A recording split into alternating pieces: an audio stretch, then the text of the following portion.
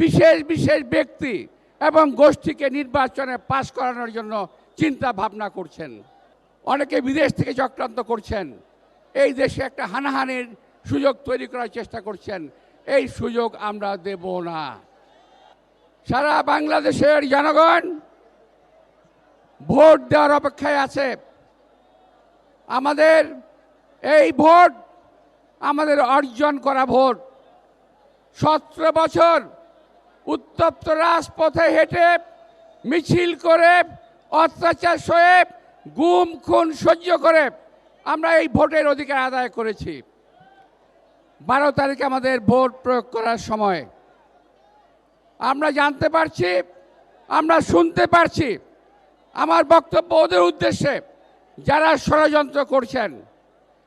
আমরা বুঝতে পারছি বিভিন্ন কর্নার থেকে বিভিন্ন মহল বিশেষ বিশেষ ব্যক্তি এবং গোষ্ঠীকে নির্বাচনে পাশ করানোর জন্য চিন্তা ভাবনা করছেন।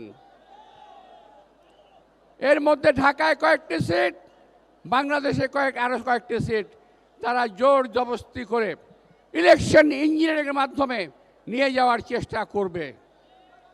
প্রিয় ভাইরা, আমরা রাজপথে বহু বছর সংগ্রাম করেছি, বহু রক্ত ঝরিয়েছি, আর একটা দিন কষ্ট করে আমরা ভোট দেব এবং পোলিং সেন্টার পাহারা দেব। ওই পোলিং সেন্টারে যদি কেউ কোনো অরাজক পরিস্থিতি সৃষ্টি করতে চায়, সরকারি কর্মকর্তা হোক, বেসরকারি কর্মকর্তা হোক, কাউকে আমরা ছাড় দেব না ইনশাআল্লাহ। এই কথা আপনাদের মাথায় রাখতে হবে। অনেক চক্রান্ত হচ্ছে, অনেকে বিদেশ থেকে চক্রান্ত করছেন, এই দেশে একটা হানাহানির সুযোগ তৈরি করার চেষ্টা করছেন। এই সুযোগ আমরা দেব না।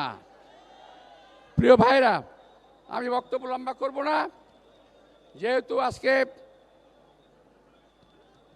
আমাদের চেয়ারম্যান সামনে আছেন। আমরা আশা করছি আল্লাহর অশেষ রহমতে তিনি দেশের প্রধানমন্ত্রী হবেন। যদি হতে পারে, হওয়ার পর আমার ছোট্ট কয়েকটি দাবি আছে ওনার কাছে এলাকাবাসীর পক্ষ থেকে। আমাদের এলাকায় গ্যাসের সমস্যা আছে, পানির সমস্যা আছে, জলাবদ্ধতা আছে। এটা দূর করার একটা ব্যবস্থা করতে হবে। এলাকায় চেয়ারম্যান সাহেব এসে আমাকে বললেন, আপনার এখানে কোনো মাঠ নাই। সম্মানিত চেয়ারম্যান, আপনার কথা দুঃখের একটি কথা বলতে চাই। 1978 সালে শহীদ রাষ্ট্রপতি জিয়াউর রহমান সাহেব যখন আমার এলাকায় আসেন, তখন তিনি কথা দিয়েছিলেন এলাকায় মাঠ করবেন, কমিউনিটি সেন্টার করবেন। ওনার কথা উনি রক্ষা করেছিলেন। উনি কমিউনিটি সেন্টারের ব্যবস্থা করেছিলেন, উনি মাঠের ব্যবস্থা করেছিলেন। কিন্তু চক্রান্তকারীদের ষড়যন্ত্রে সেটা আমরা সফল করে উঠতে পারি নাই। আমার এলাকায় একটা কবরস্থানের সমস্যা ছিল। আজকে ভাই আপনি কথা বললে হবে কিভাবে? আপনাদের সমস্যা আমি চেয়ারম্যান সাহেবের কাছে তুলে ধরছি, আপনাদের বোঝা দরকার। আমার সেই এলাকার কবরস্থান করেছিলাম, সেই কবরস্থানটির মধ্যে সরকারি প্রতিষ্ঠানের বিল্ডিং করেছে। বাচ্চাদের খেলার মাঠ করেছিলাম, শিশু পার্ক করেছিলাম শহীদ রাষ্ট্রপতি জিয়াউর রহমানের সাহায্যে। সেখানে আজকে পুলিশের ক্যাম্প হয়েছে। প্রিয় ভাইরা, আমি বেশি কিছু না, বেশি দাবি নাই, শুধু কবরস্থানের জায়গাটা ফেরত চাই, আমার মাঠের জায়গাটা আমি ফেরত চাই। আমাদের এলাকায় মানুষের খেলার জায়গা নাই।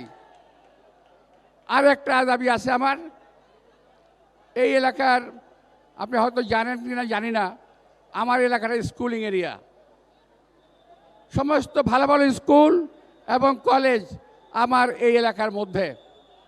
রমনা, মতিঝিল, পল্টন, শাহবাগ সহ একটা স্কুলিং এরিয়া। এখানে বাচ্চাদের নেওয়ার জন্য আমার মা বোনরা আসেন। তাদের যে ছাউনি, সেই ছাউনিটা সুরক্ষিত নয় এবং সেখানে পর্যাপ্ত ব্যবস্থা নেই, পানি নাই, শৌচাগার নাই, অনেক কষ্ট হয়। আমি আশা করব যে আপনি আল্লাহ যদি ক্ষমতা নেন, ইনশাল্লাহ এই সমস্যাগুলোর সমাধান করবেন। আর আমাদের এলাকায় অসংখ্য বেকার যুবক আছে, আপনার অনেক ইনোভেটিভ আইডিয়া আছে, আপনার সেই ইনোভেটিভ আইডিয়ার মাধ্যমে আমার এলাকার বেকার সমস্যার সমাধান করবেন, এটা আমি আশা করব। পরিশেষে প্রিয় ভাইরা, আজকে আমি যেখানে দাঁড়িয়ে কথা বলছি, আমার বাঁদিকে আমার সামনেই একজন পবিত্র অলির মাজার আছে, হযরত জঙ্গি শাহ। এখান থেকে আমি নির্বাচন শুরু করেছিলাম জীবনের প্রথম। আজকে আবার এখানে আমাদের নেতা এসেছেন।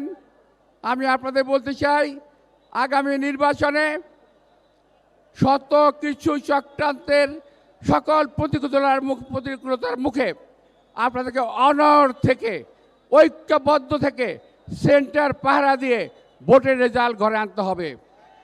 ইনশাল্লাহ বিএনপি এই ঢাকা ৮ সহ সারা বাংলাদেশের বেশিরভাগ সিটে জয়লাভ করবে আশা করছি।